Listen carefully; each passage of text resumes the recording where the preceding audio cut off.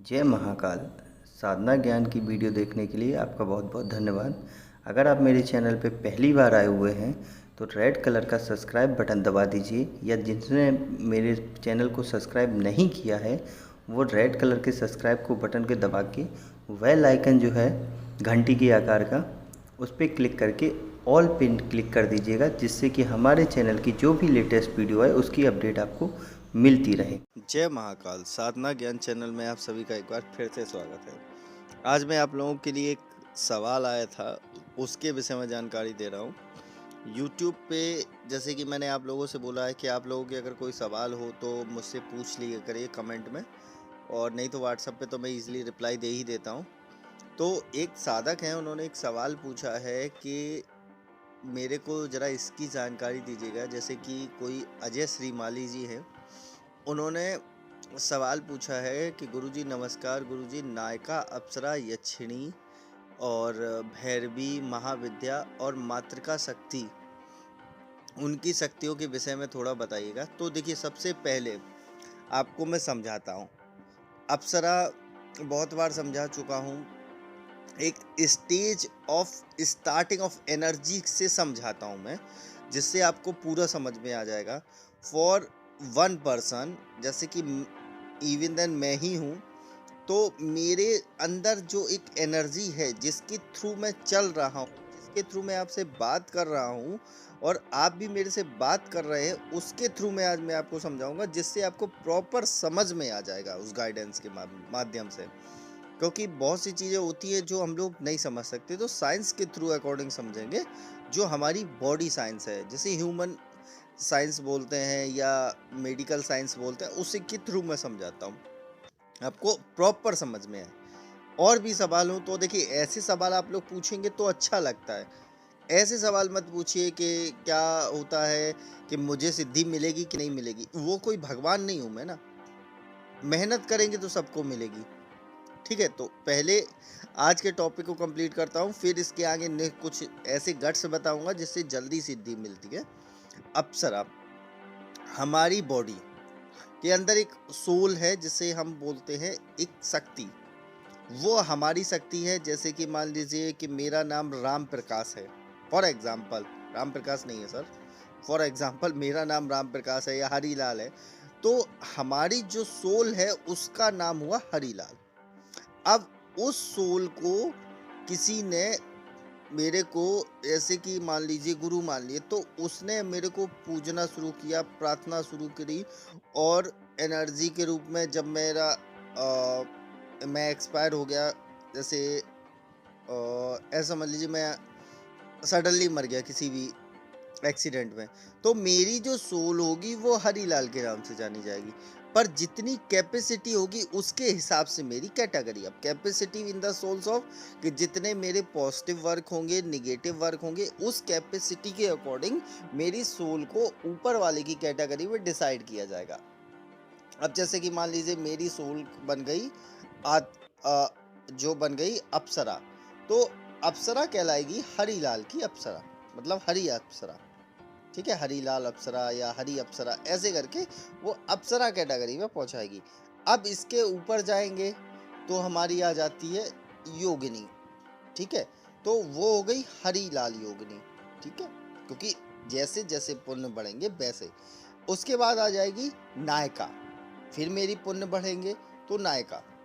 अब इसमें ही पुण्य और बढ़ गए, या मैंने बहुत अच्छे कर्म करे तो बन गया मैं हरीलाल यक्षिणी। ठीक, उसके बाद फिर क्या होगा? अब ये सोल का चैप्टर यहीं खत्म हो गया। अब मैंने अगर किसी भी देवी, जैसे मैं भगवती की पूजा करता हूँ, ठीक है, अब मैं उनका सेवक ही हूँ, तो मैं पूजा तो मैं बोल नहीं सकता कि मैं उनकी सेवा करता हूँ और उनका लाल हूँ। तो अब मेरा जो बनेगा, तो मैं बनूंगा भैरवी। ठीक है, स्टार्टिंग स्टेज ऑफ मातृका, सबसे पहले मैं बनूंगा भैरवी। भैरवी का मतलब है जो भी किसी भी शक्ति का कार्य करे वो शक्ति भैरवी कहलाती है। ठीक है, जैसे शिव की शक्ति कार्य करती है, जब शिव की आंतरिक ऊर्जा, ऐसे समझो शिव की शक्ति जो वो है देवी, और शिव की जो ऊर्जा है वो है भैरव। तो जो भी शक्ति, जैसे मैं माता की पूजा करता हूँ, भगवती की आराधना करता हूँ, भगवती की सेवा करता हूँ, उनका लाल लाल हूँ, तो उस हिसाब से मैं बनूंगा भैरवी, हरिलाल भैरवी। ठीक है। उसके बाद फिर अगर मैंने उससे ज़्यादा उनकी आराधना कर दी है, वो मुझसे ज़्यादा प्रसन्न है, तो मैं मातृका बन जाऊंगा, एक हरिलाल मातृका। उसके बाद अगर मैं उससे भी ज़्यादा एकदम सदाशिव के भी चरणों में समर्पित हूँ, तो उन्होंने मेरे को बना दिया महाविद्या। ठीक है, कि हरिलाल महाविद्या। ये तो सिंपली एक सिनेरियो हो गया, आपको समझ में आ गया कि इसमें कि किसके बारे में। अब आ जाते हैं एक्चुअल डायमेंशन में। अभी तक तो ये डेमो था सिंपल डायरेक्शन का, अब आ जाते हैं एक्चुअल डायरेक्शन में कि कौन सी शक्तियाँ मातृका कहलाती हैं, कौन सी भैरवी होती हैं और कौन सी यक्षिणियाँ होती हैं, नायिका क्या होती है। ये अब आ जाते हैं एक्चुअल। ये नॉर्मल जो सिनेरियो था इसलिए समझाया कि जिससे आपको समझ में आ जाए। अब सबसे पहले आती है अप्सरा। अप्सरा के बीच में भी एक लेवल है। जैसे कि किसी भी इंसान की मृत्यु होने के बाद अगर उसके कर्म और मृत्यु में थोड़ा सा समय बचा है, तो उसे मृत्यु योनि में भटकना पड़ता है। मृत्यु लोक ये है जहाँ हम जी रहे हैं, जो पृथ्वी है ये मृत्यु लोक बोला गया है। ठीक है। इसके ऊपर है मृत्यु योनि, जिसमें भूत प्रेत पिशाच और ये सब होते हैं, बेताल चुड़ैल जे और ये सब जिन जिन्नात, ये सब आते हैं आपके किस लेवल में, मृत्यु योनि में। ठीक है, क्योंकि उनका समय भी कम बचा हुआ है। अब जैसे कि मान लीजिए यहाँ 1 साल बचा है, तो उनका 10 साल या 20 साल होगा, क्योंकि एक दिन का 1 साल होता है उनका, ऐसे समझ लो। तो उनका 10 साल या 20 साल ऐसे करके उस योनि में भटकना पड़ेगा, भूत प्रेत पिशाच ऐसे करके। समझ गए, पहला स्टेप जो मृत्यु लोक से ऊपर। अब इसके अपर लेवल पे जाते हैं कि अगर उसके पुण्य अच्छे हैं, उसने कर्म अच्छे किए हैं, लोगों के साथ गलत नहीं किया है, ऊपर वाले की तरफ से अच्छा सा आशीर्वाद मिला है, तो वो परी या अप्सरा लेवल पे जाएगा या जाएगी। इसमें ये कन्फ्यूज़न नहीं होता है कि जो आदमी बोलता है कि भाई कि अप्सरा तो स्त्री होती है, ये पुरुष कैसा। देखिए, आत्मा का ना कोई स्वरूप होता है, ना कोई आकार होता है, ना कोई लिंग होता है, ना कोई जाति होती है, ना कोई व्यक्ति विशेष वर्ग होता है। तो उस हिसाब से जिस देवी देवता ने उस पर कृपा करी है, वो उसी हिसाब से वो अप्सरा बनता है। ये जो स्टेप मैं बता रहा हूँ ये आज के ज़माने का नहीं, ये पुरानी देवी शक्तियों के स्टेप बता रहा हूँ, उस समय के लोगों के हिसाब से बता रहा हूँ। ठीक है। आज के ज़माने में भूत प्रेत पिशाच, उसके बाद जब मर जाते हो तो अगर आपने कोई अप्सरा साधना करी है, उसके ऊपर कोई भी महाविद्या या बड़ी विद्या या गुरु कृपा नहीं है, तो आप अप्सरा के गण बनोगे, नायिका की या यक्षिणी के गण बनोगे, भैरवी के गण बनोगे, और मातृका शक्ति या 10 महाविद्या के गण बनोगे। लेकिन पुराने ज़माने में जब भगवान को प्रत्यक्ष कर लेता था आदमी एक ही मंत्र में, एक ही माला में, उस समय के जो शक्तियाँ थीं, जो ऊर्जा थी, उस हिसाब से जो निर्धारित किया गया था, उस हिसाब के लेवल में मैं बता रहा हूँ कि वो लेवल जो कहलाएगा वो अप्सरा या परी का। इसके ऊपर आएगी आपकी जो आएगी यक्षिणी, कि जिसका और ऊर्जा लेवल हाई था, जिसकी जिसकी तप की शक्ति। तप क्या है, तप को समझते हैं। तप एक चीज़ है जो जिसे बोलते हैं हम साइंस, जिसे बोलते हैं रिसर्च। तो जिसने जितनी रिसर्च कर ली अपने बारे में या भगवान के बारे में, उसी को तब बोला गया।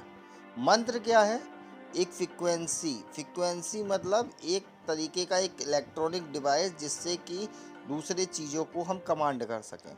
जैसे कि टीवी को चलाने के लिए रिमोट चाहिए, एसी को चलाने के लिए रिमोट चाहिए, मोबाइल को चलाने के लिए सिम चाहिए। उसी तरीके से जो मंत्र है वो हमारा रिमोट है। तो उसी तरीके से जितने हाईली कमांड कर दिया वो योगिनी बन गया, उससे ऊपर उसने हाईली कमांड किया तो यक्षिणी बन गई, नायिका बन गया। नायिका के बाद हाईली कमांड में जो था वो यक्षिणी बन गया। अब ये बात तो यहाँ खत्म हो चुकी। जो छोटी मोटी साधनाएं करते थे। अब आ जाते हैं थोड़ी बड़ी साधनाओं में।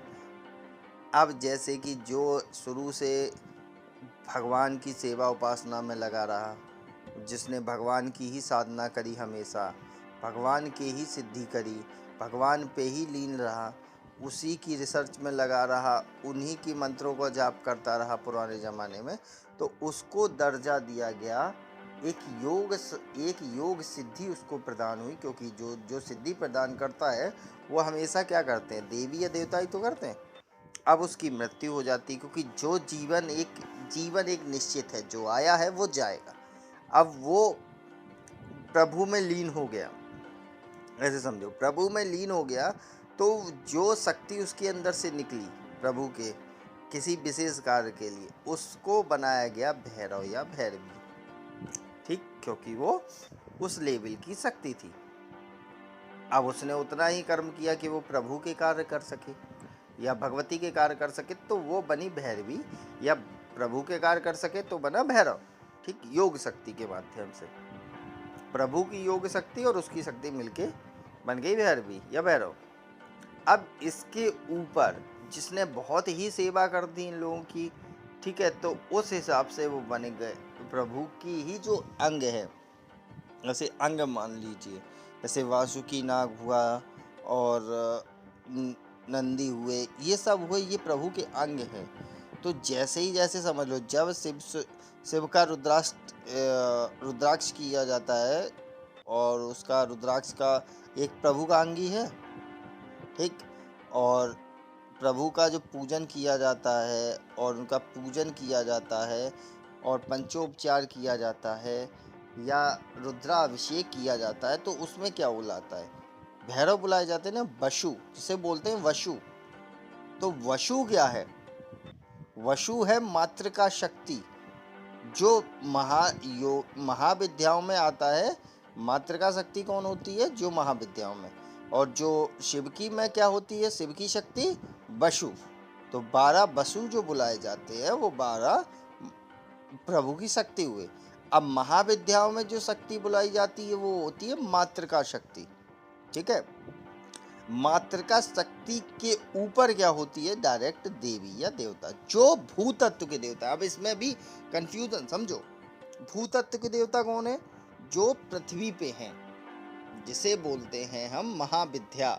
जैसे 10 महाविद्याएं हैं अपनी, माता भैरवी, माता काली, माता आपकी बगलामुखी, माता धुआंवती, ऐसी ही 10 महाविद्याओं को हम भूतत्व की महाविद्याएं बोलते हैं, या भूतत्व की 10 महाविद्याएं बोलते हैं, या शक्तियां बोलते हैं। अब इसके ऊपर भी होती हैं, जैसे कि आप लोगों को नहीं पता होगा पर मैं बता देता हूँ, इसके ऊपर भी होती है। इसके ऊपर परा महाविद्या, जो आपकी ब्रह्मांड के लेवल को कंट्रोल करती हैं। ठीक है, जैसे कि प्रत्यांगरा हो गया, बगलामुखी प्रत्यांगरा हो गया। ठीक है, और भी होती हैं, उनका जो आप लोगों को पता है सिर्फ उनकी नाम देता हूँ। इसके बाद होती है अपरा महाविद्या। ठीक है, जो ब्रह्मांड के ऊपरी लेवल पे को कंट्रोल करती हैं, जैसे कि आपकी फॉर एग्जांपल विपरीत महाप्रत्यांगरा। ठीक है, ये सब चीज़ें होती हैं अपरा महालेवल। इसके ऊपर क्या आता है, सीधा समस्त संसार की शक्ति, जिसे हम आदि शक्ति बोलते हैं। ठीक, आदि शक्ति के ऊपर जो आता है, उसके ऊपर भी एक शक्ति है जिसे हम बोलते हैं काम कला काली। ठीक, वो किसका अंश है, वो है सदाशिव की शक्ति। सदाशिव कौन है, सृष्टि के जनक, जो आदि है, अनंत हैं, अकाल हैं, मतलब उनका कुछ भी ना कोई स्वरूप है ना कोई आकार है, वो एक ऊर्जा है। जब हम देखिए, अब मैं आपको सदाशिव का एक स्ट्रक्चर बताता हूँ। जैसे कि आपने देखा होगा कि भगवान शिव की जब हम फोटो देखते हैं जिसमें वो ध्यान मुद्रा में होते हैं और जिनके पेट में अग्नि हुई होती है और वो सिंह के ऊपर या कहीं भी बैठे होते हैं और ध्यान मुद्रा, वो है सदाशिव, जो अग्नि के समान है, जिनके तेज ही इतना है कि वो वाइट दिखते नहीं, येलो दिखते हैं, उनका कोई आकार नहीं है, वो अग्नि ही डिज़ाइन कर देती है उनके स्वरूप को, उसको जैसे हम देखते हैं। अब उनकी योग शक्ति जो थी, उससे क्या हुआ, शिव की उत्पत्ति हुई, जिसे हम शंकर बोलते हैं। शंकर मतलब वो जिनको हम पूजते हैं, जो पूर्ण पुरुष हैं, और उन्हीं की शक्ति जो मेन फंक्शन ही करती है सदाशिव की, वो होती है कामकला काली। उसके बाद आती है आदि शक्ति, जो शंकर की शक्ति है, ये शिव की शक्ति। अब ये डिफिनेशन आपको पूरा समझ में आ गया होगा कि 10 महाविद्या कौन होती है, किन्नरी कौन, सॉरी आपकी नायिका कौन होती है, अप्सरा कौन होती है, यक्षिणी। अब मुझे नहीं लगता कि कोई भी कन्फ्यूज़न हो। ऐसे सवाल जो आप लोग पूछते हैं ना, इसका जवाब देने में अच्छा लगता है। कुछ सवाल ऐसे भी होते हैं जो आप लोग पूछते हैं कि क्या ये, अभी एक ने सवाल पूछा था, यक्षिणी साधना करनी है तो मेरी राशि के हिसाब से सही रहेगी। कुंडली के हिसाब से यक्षिणी साधना नहीं होती भाई, ग्रहों का कोई खेल ही नहीं है उसमें। साधना मतलब हम किसी की पूजा कर रहे हैं, पूजा में कोई ग्रहों का खेल नहीं होता। तो सवाल ऐसे पूछो जो आपको नॉलेज दे। ऐसे मत पूछो कि क्या अप्सरा साधना हम रुद्राक्ष की माला से कर सकते हैं, ये कोई सवाल नहीं हुआ। क्या हम साधना के बीच में पानी पी सकते हैं, ये कोई सवाल नहीं है। भाई अगर आप पानी लेके बैठे हैं अपने लिए, तो बैठे बैठे पी सकते हैं ना। उठना नहीं है, मैंने बोला आसन से, तो उठना नहीं है ना। एक्सपीरियंस करो, साधनाओं का अनुभव लो, जो साधना दे रहा है उस पर भरोसा रखो। सही विधि अगर आपको है तो अनुभव होना शुरू हो जाएगा। एक्सपीरियंस जब तक नहीं करोगे किसी भी चीज़ में, आपको कुछ नहीं समझ में आएगा। आप लोग भटकते हो किस बात पे, उनके चक्कर में फंसते हो ना, जो सिद्धि ट्रांसफ़र, पैसा पैसा, हाय पैसा ट्रांसफ़र, पैसा पैसा। एक दिन में तुम सोचते हो कि मैं शिव बन जाऊं, कभी नहीं बन सकते। अब इसी पे एक स्टोरी याद आती है, वो सुन लो, समझ में आ जाएगा। जैसे कि मान लीजिए फॉर एग्जांपल मैं समझाता हूँ, ये रियल स्टोरी समझ लो, क्योंकि ये मेरी स्टोरी है, मैं समझाता हूँ अपनी। मैंने एक जो गुरु थे उनसे साधना सीखी। फॉर एग्जांपल समझ लो, मैंने 5 साल उनकी साधनाएं सीखी और मेरे को 10 सिद्धियाँ मिली। जब आप लोगों को मैं बताता हूँ ना, कि मैं तामसिक, राजसिक, सात्विक सब साधना जानता हूँ, तो मैंने तामसिक साधनाएं सीखी। सबसे पहले मैंने भूत सिद्ध किया, उसके बाद जिन सिद्ध किया, उसके बाद मसान जगाया, मसान को सुलाया, दोनों विधि। क्योंकि अब यूट्यूब पे सुनना, यूट्यूब पे मसान जगाने की विधि होगी, सुलाने की नहीं होगी। क्यों? किसी को पता ही नहीं, 90%। वो जिसको पता है वो कभी बताएगा नहीं, ठीक। तो मसान सुलाना, जगाना, उससे काम करवाना, भूत प्रेत पिशाच, ये सब सिद्धि करी। 5 साल मैंने सीखा। उसके बाद 5 साल सीखने के बाद मैंने उनसे कही, मैं जैसे कोई भी साधना करता था तो मैं उनको एक दक्षिणा देता था कि जिससे हवन आदि क्रियाएं हो सकें। वो मांगते नहीं थे, मुझे पता था, क्योंकि मैं 5 साल डेली आना जाना रहता है शुरू में, तो पता रहता था। और उनका काम क्या था कि जैसे मान लीजिए शुरुआत में वो मेरे से बोलते थे कि मेरे को रोज़ 2 अंडे ला के देना, कभी उबले कभी सादा, कभी उबले कभी सादा। पहले मैं सोचता था ये खाते होंगे, क्योंकि भाई 2 अंडे, और कभी कभार बोल देते थे मिठाई ले आना, तो मैंने सोचा यार खाते होंगे, पर वो नहीं। वो क्या करते थे, वो भोग में यूज़ करते थे उनको, अब उनको खिलाते होंगे। उसके बाद धीरे धीरे उन्होंने हवन आदि क्रियाएं मेरे को सिखाई, माला जागृत मंथन जो तामसिक विधि वाली होती, ऐसे करके उन्होंने मेरे को सिखाया। जब सिखाया मैं सीखा, मेरे को समझ में आने लगा कि हवन में क्या क्या सामग्री होती है। पहली बार उन्होंने क्या बोला, ये चीज़ लेके आओ, वो चीज़ लेके आओ, मैं पैसे दे रहा हूँ। मैंने कहा नहीं नहीं नहीं, मैं देता हूँ, क्योंकि मेरा काम था। तो मुझे अंदाज़ लग गया कि ये 5500 रुपये उस टाइम, अभी 5500 समथिंग रेट है। सामग्री का एक हिसाब से रेंज लगा लो, 5100 5200 ऐसी कुछ पड़ता है, 5300 समथिंग। पहले वो 2100 समथिंग में निपटता था, तो मैं 5000 या 4000 ऐसी कुछ दे देता था। फिर दे क्या देता था, वही बोलते थे कि तुम ही ले आओ, मैं ले आता था, वो मांगते नहीं थे, मैंने ऐसे दिया उनको। उन्होंने हवन करते थे, वो अपना बाकायदा जाने क्या क्या करते थे, वो विधि विधान बाद में धीरे धीरे मेरे को सिखाया। तो उसके बाद उन्होंने मेरे को साधना दी। 5 साल बाद जब मेरे को 5 या 10 सिद्धियाँ मिल गई। मैंने कहा गुरुजी अब कुछ, बोले आज एक चीज़ मांगने की इच्छा हो रही है। बोले बताइए। तो बोले, मैंने कहा आज तक कुछ मांगा नहीं है, बताइए क्या मांगना है, क्या कुछ पैसे चाहिए या कोई समस्या है। बोले नहीं, कुछ तुम अपनी मर्जी से जो तुम्हारे पास सबसे खास हो वो दे दो मेरे को। पहले तो मैं 5 मिनट सोचता रहा, मैंने कहा क्या खास है मेरे पास जो, और ऐसी कंडीशन लगा दी, बोले ऐसी चीज़ देना जो मेरे पास ना, और वो तुम्हें सबसे ज़्यादा प्यारी हो। अब मैं सोचता रहा, मैंने कहा मैं क्या दूं क्या दूं क्या दूं, और जो उनके पास ना हो। मैंने सोचा पहले पैसे देता हूँ, मैंने कहा पैसे भी कमी नहीं होगी, इतनी सिद्धियाँ हैं। मैंने कहा मकान देता हूँ, बोले मकान की इनको चाहत नहीं है, गाड़ी की कोई ज़रूरत नहीं है इनको, तो क्या दूँ। फिर मैंने कुछ नहीं, मैंने कहा मेरे को टाइम चाहिए। बोले ठीक है। मैंने कम से कम नहीं तो 30 मिनट ध्यान लगाया। उसके बाद जब मेरे को समझ में नहीं आया कुछ भी, फिर मेरे को थोड़ा सा हिंट आया। मैंने कहा मुझे याद आ गया क्या देना है। बोले क्या। मैंने सीधे हाथ में जल लिया, राइट हैंड में मैंने अपना नाम लिया। बोला मैं अपना नाम, ठीक है, अपने पिता का नाम, यहाँ जन्मा, मैं अपनी समस्त 5 साल की सिद्धियाँ अपने गुरु के चरणों में समर्पित करता हूँ। मैंने पूरी सिद्धियाँ समर्पित कर दी। मैंने कहा ये गुरु दक्षिणा के रूप में समर्पित करता हूँ। वो सिद्धियाँ मेरे पास जाते ही उनके पास पहुँच गई। वो इतने खुश हुए उस दिन। बोले ठीक है अब तुम, मेरा समय हो गया, अब तुम जाओ। मैं भी चला आया। मैंने कहा चलो कुछ नहीं, नॉलेज तो मिला। लेकिन फिर 2-3 दिन बाद मेरे को लगा यार मैंने गलत दे दिया। फिर भी मैंने कहा चलो अब मांगा था तो दे दिया। उसके बाद फिर कभी ऐसा हुआ कि मैं कहीं ऐसी जगह गया जहाँ तांत्रिक थे। अब थर्ड आई मेरी एक्टिवेट नहीं थी, तो मुझे जब मेरी शक्तियाँ चलेंगी तो मैं देख नहीं सकता था।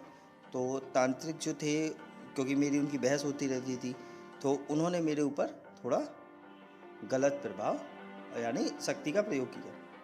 विद इन 1 मिनट सबके सब उल्टे पड़े। सबके ये समझ लो कि कोई ऊपर टंगा, किसी के पैर आधे घुसे ज़मीन में। क्या हुआ किसी को कुछ पता नहीं। मैंने अपनी आंखों से देखा, मुझे ये लगा कि एक हवा का झोंका आया और उल्टा औंधा कर दिया। बस मुझे सिर्फ इतना लगा। मैंने कहा ये क्या था। तो एक अंदर से आवाज़ आई, ये वो था जो तुमसे कभी कोई छीन नहीं सकता और हमेशा तुम्हारे साथ रहेगा। जब मैं साधना पे बैठा कोई, तब मेरे को समझ में आया कि वो क्या था। वो था उनकी पूरी जन्मों की एक सिद्धि मिला के पूरा पावर।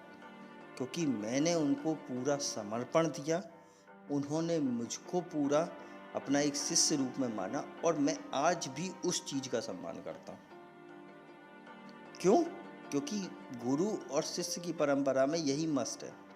आप भरोसा करो, सामने वाला आप पे करेगा, बस गुरु सही होना चाहिए। पैसा डजंट मैटर इस लाइन में। आदमी कहता है कि बस हर चीज़ पैसे से मिल जाती, कभी नहीं। मेहनत और लगन और विश्वास, 3 चीज़ें मोस्ट इम्पॉर्टेंट हैं। कर लो सिद्धि तुम्हारी। पैसा कितना लगेगा एक साधना में, मैं कहता हूँ मैक्सिमम टू मैक्सिमम जब तुम पूरी दम लगा दोगे तो भी तो 25,000 से ज़्यादा खर्चा नहीं कर पाओगे 21 दिन में। चाहे जौन सी तामसिक साधना कर लेना, सात्विक कर लेना, कोई भी। तो पैसा मैटर नहीं करता, मेहनत और लगन और भरोसा, 3 चीज़ें कर लो, सिद्धियाँ तुम्हारी, जो मैंने सीखा। अगर यही करना है और टाइम पास करना है, शॉर्टकट करना है, तो आप कहीं भी जाइए, कभी भी कुछ नहीं मिलने वाला। आज मैं ये टॉपिक इसलिए बता रहा हूँ क्योंकि आप लोगों ने जिसने सवाल पूछा उसके बिहाफ पे मैं इसका जवाब देना चाहता था कि सब लोग डिफरेंस समझते। कोई भी एक सिद्धि हो, सिद्धियाँ कभी किसी का बुरा नहीं चाहती, बस तामसिक में थोड़ा अपने आप को कंट्रोल करना पड़ता है। बाकी सात्विक और राजसिक आपकी सिद्धियाँ हमेशा भलाई करेंगी। मेहनत करो, भरोसा रखो, सीधी बात है। गुरु पे भरोसा, मेहनत करो और लगन लगाओ, सिद्धियाँ मिलेंगी। देखो कैसे मज़ा आता है फिर साधना जगत में। ये वीडियो यहीं ख़त्म होता है। आप लोगों के और कोई सवाल हो तो पूछ सकते हो। तब तक के लिए जय महाकाल, जय माँ भवानी। अगर आपको हमारी दी गई जानकारी पसंद आई हो या वीडियो आपको अच्छी लगी हो तो लाइक के बटन पर क्लिक करिएगा। अगर आपको पसंद नहीं आई है तो डिसलाइक के बटन को क्लिक करिएगा। और अगर आपकी कोई राय है तो कमेंट बॉक्स में बताइएगा। अगर आपको वीडियो किसी और को शेयर करनी हो तो शेयर बटन पे क्लिक करके किसी भी फंक्शन से आप दूसरे को भेज सकते हैं। अगर आपको हमसे किसी भी तरह की और जानकारी चाहिए तो डिस्क्रिप्शन में जो हमारा नंबर पड़ा है व्हाट्सएप पे, वहाँ पे मैसेज करेंगे तो वहाँ पे आपको टेलीग्राम ग्रुप के लिंक आ जाएंगे जो डिस्क्रिप्शन में पड़े हैं, अगर वो आपसे ओपन नहीं हो रहे हैं तो।